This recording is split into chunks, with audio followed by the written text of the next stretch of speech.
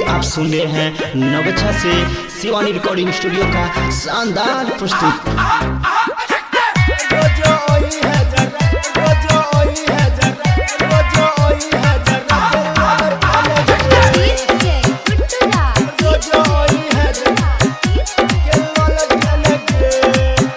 छोड़ी पड़े दे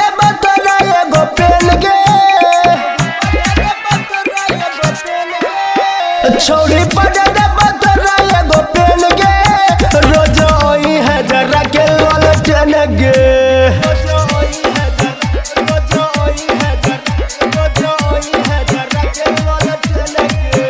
तोरा आगे पीछे रह एगो मेल गे, रोज ओई है जरा के ललटन गे।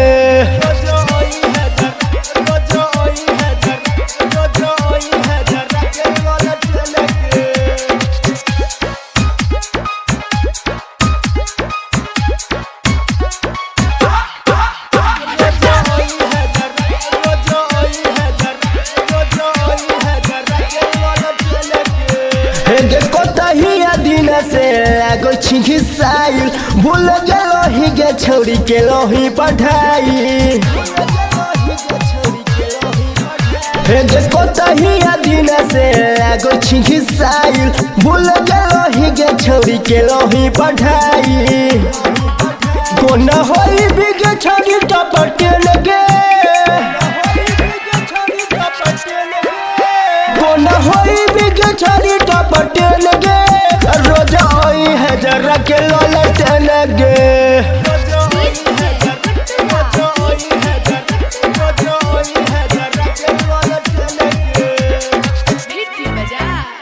अभी आप सुन रहे हैं नवगछा से शिवानी रिकॉर्डिंग स्टूडियो का शानदार प्रस्तुति।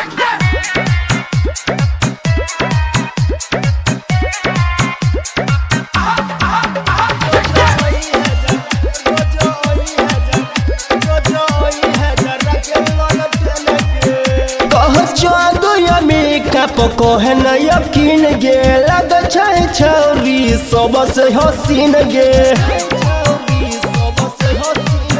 कहो चांदो अमेरिका के बात पर यकीन गे, लग छै छौरी सबसे हसीन गे। छौरा पर दीप प्यारे भेले बेल गे, छौरा पर दीप प्यारे भेले बेल गे, रोज ओई है जरा के ललटन गे।